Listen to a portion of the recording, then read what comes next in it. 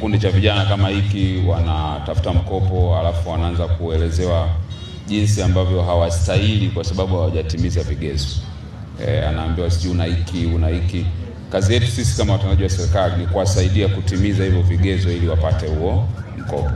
Kwa kama kuna vitu haviko sawa, sio katiba, andiko la biashara, inawezekana hawa wana ujuzi wa kulitengeneza pia. Kwa hiyo sisi tuwasaidie ili wakidhi vigezo tuweze kuwapush kutoka sehemu moja kwenda sehemu nyingine. Ukiangalia hapa amesema wako vijana 10, sio? Wako vijana kama 10 wamejiajiri. Manake tukiwa na maeneo kama haya tunayowawezesha, ukiwa nayo 10 manake unajibu swali la binti hapa kwamba una vijana 100 tayari wameingia katika mfumo wa ajira. Na hiyo ndio swala ambayo serikali inalishughulikia. Mheshimiwa Rais alizungumza kwamba kuna bilioni 200 ambazo atazitoa kwa ajili ya uwezeshaji wa vijana pamoja na wanawake. Dhamira yake ni watu kama nyinyi ambayo mnaamua kujiajiri muweze kupata hiyo support. Na itakuwa sio fedha tu, maana kutakuwa kuna program ya ujuzi pia. Kwa hiyo na ndio maana wizara hii imeundwa sasa mahususi kwa ajili ya masuala yanayohusiana na maendeleo ya vijana. Mheshimiwa Waziri, nilikuwa na jambo moja la kuzungumza kuhusu sisi vijana. Huu mkoa wa Ruvuma una mradi wa makaa ya mawe na yanatoka kila siku, usiku, asubuhi na mchana. Pointi ya msingi ilikuwa ni kwamba sisi kama vijana wa mkoa wa Ruvuma tunanufaika nini na makaa ya mawe. Ishu ya msingi kwamba kama nilivyotangulia kusema kwamba vijana wengi ni bodaboda, wajalishi tumesoma, tujasoma.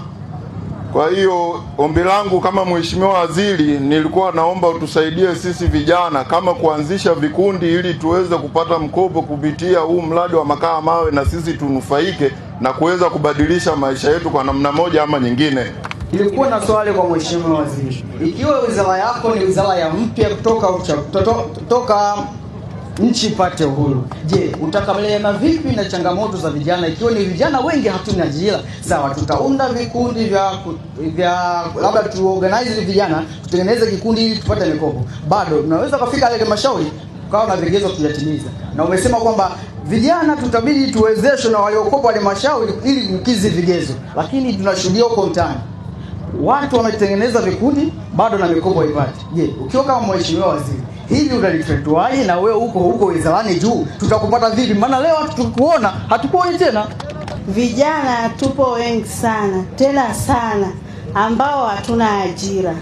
Na ajira huwa zinatoka mara kwa mara, lakini changamoto zinakuwa ni nyingi.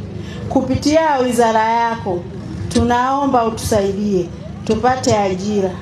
Ukipitia hilo kuhusu vijana wanakaa nyumbani mpaka ule umri ambao wa kikomo ya ajira unakuwa umeshafika. Matokeo yake tunaendelea kukaa nyumbani. Tunaomba utusaidie sisi vijana kupitia hilo ili tuweze kusaidika. Asante sana. Kama mimi ninavyofanya hivi, tafuteni utaratibu mzuri, waiteni vijana wanaopatikana maeneo haya, njoo hapa uwaeleze ili wapate mkopo wanatakiwa wafanye nini, na vile vigezo vitakavyoelezwa wanavyohitajika kusaidiwa, hakikisheni mnawasaidia. Kwa hiyo mimi nitafuatilia wiki ijayo kifanyike kikao kwenye eneo lenu hili la kazi. Msito ofisini wala msito wapi. Wafuate hapa mlipo. Wawaeleze utaratibu ukoje, nini kinahitajika. Lakini na nyie pia, manake yale mtakayoeleza mtayafanyia kazi. Kama kuna kikwazo kinachofanya msiweze kupatiwa mikopo, ndio kazi hawa wakurugenzi sasa na timu zao wawasaidie kwamba mnachohitajika ni 1, 2, 3, ili sasa ile dhamira na maono ya Mheshimiwa Rais kwamba kila kijana wa nchi, bila kujali itikadi ya kisiasa, bila kujali itikadi ya kidini, bila kujali familia aliyotoka, kila kijana wa nchi anastahili kutumia fursa zinazotokana na taifa letu.